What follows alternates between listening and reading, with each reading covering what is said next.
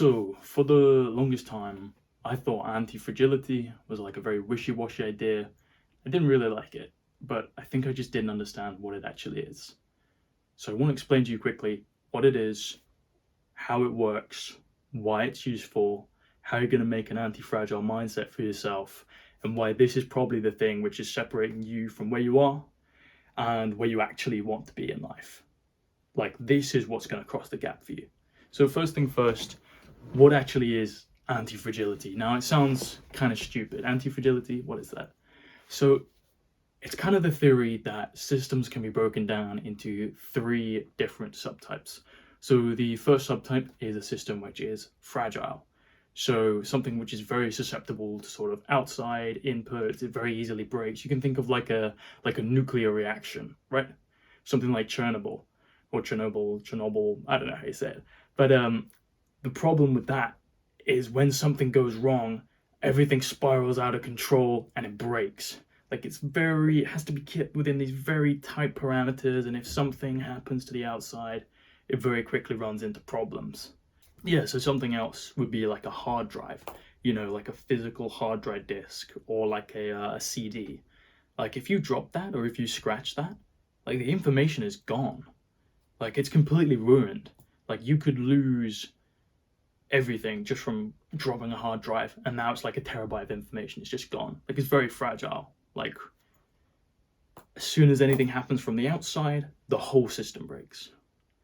Now, the second type of system is something that is resilient. So you can think of something like a fridge. So the idea is that something's going to attack it from the outside, but it's going to do its best to sort of fend it off and do whatever it can to do so. So in a fridge, if you put something hot in there, the entire fridge is going to heat up. So let's say it's normally, I don't know what fridge temperatures are, it's 8 degrees, okay? Then you go and, without thinking, you put some hot leftovers in there before letting them cool down properly. And those leftovers are like 50 degrees. And now the whole fridge suddenly, things spread out, the whole fridge is now 12 degrees. What it's going to do, instead of spiraling out of control, breaking, just going to room temperature, it's going to use energy to bring the temperature back down, back down to 8 degrees, right? So although it's had this like disturbance from the outside, its temperature's kind of going whoop, it's going to bring it back down to level, It is going to sort of like bend but not break. So the issue with like resilience is that eventually everything does break. Like, if you made your fridge 1,000 degrees, it's gonna explode, obviously. Or if you leave it running for long enough, parts will fail, and it just sort of peters out after time. Like, it gets worn down. It's like eroding a rock. If you pour water on a rock for 50 years, eventually you carve a channel through it. Now, the third type of system is something that I don't really like the name, but anti-fragile. Like, I feel like there should be a better name for it, but it's the exact opposite of fragile. So a fragile is like a vase. You drop a vase on the floor, it's going to smash into a million pieces. It gets weaker and it breaks. Versus something that is anti-fragile, there aren't really many objects like this, so it's kind of hard to find it, but it normally appears in systems. It's something that, if you imagine a vase, you smashed it on the floor, and every time you smashed it on the floor, it got stronger. That's the general idea. Any sort of outside disturbances actually go to make the thing stronger. So you can think of something like your immune system.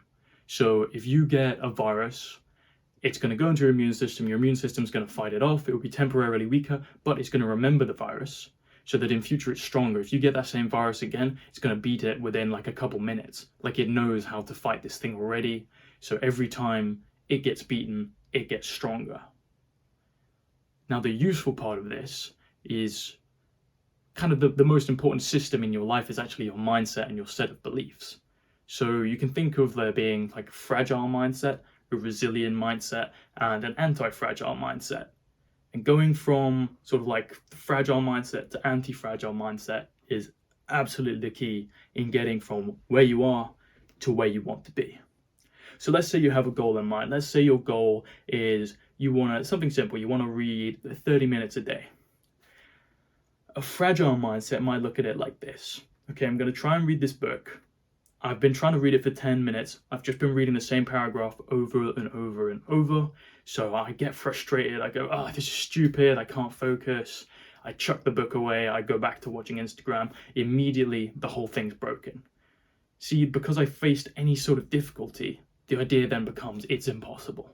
I can't do it. And then you give up.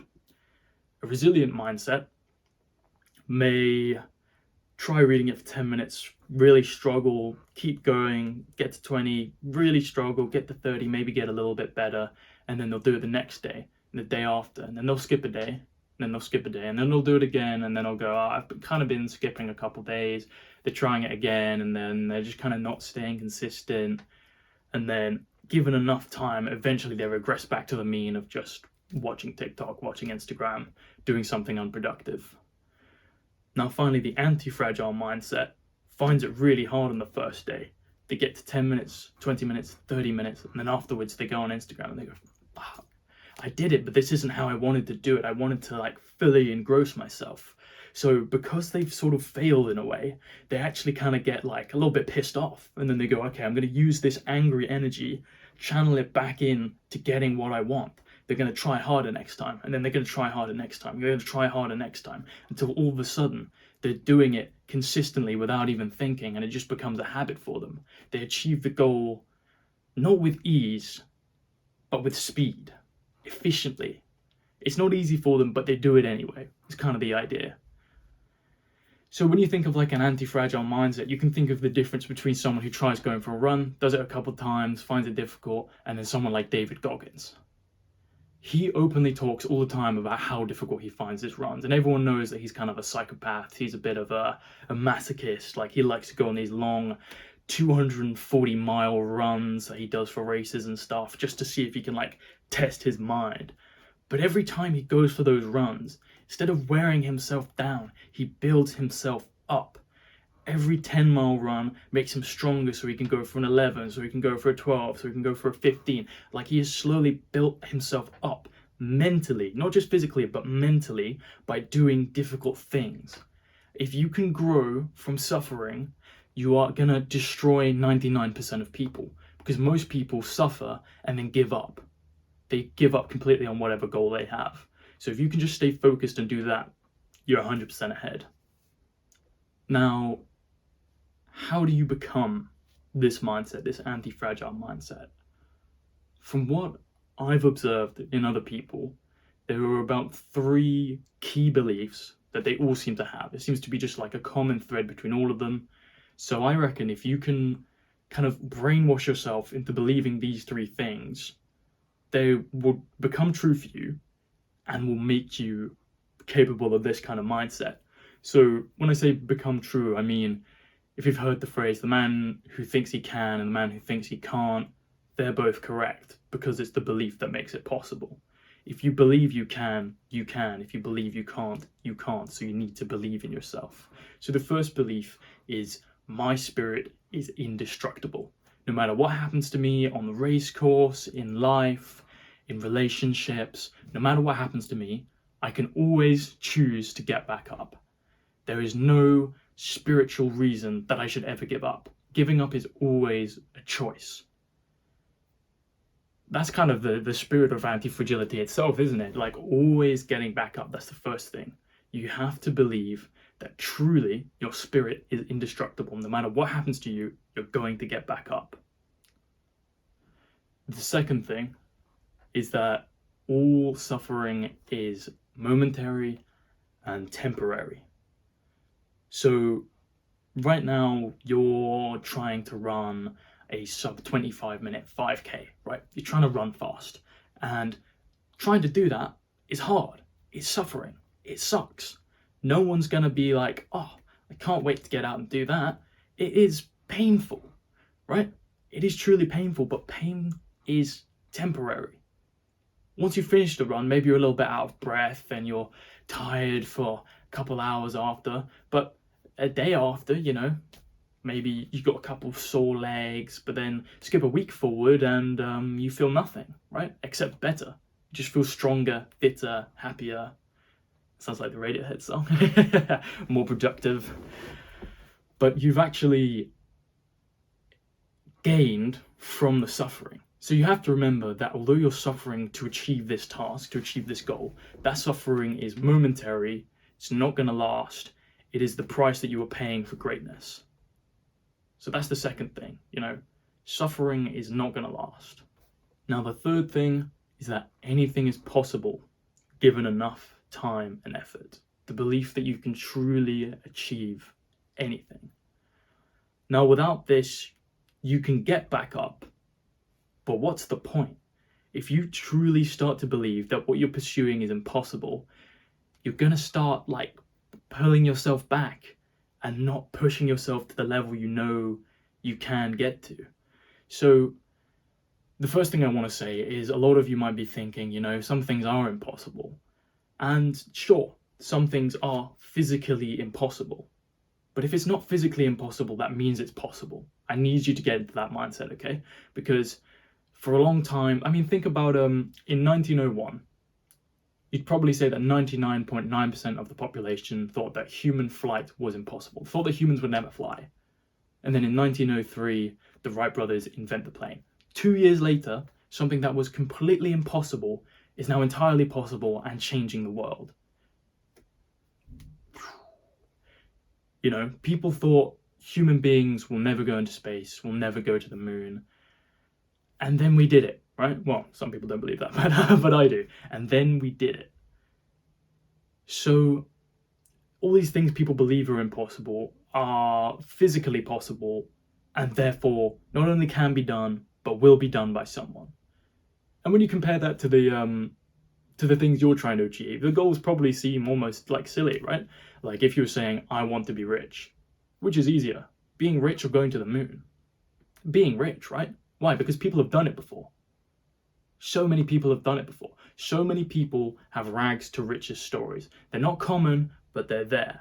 And as soon as you realize this person has done it, this person has done it, this person has done it, and then you look at these people and you see, okay, this person, are they smarter than me? No.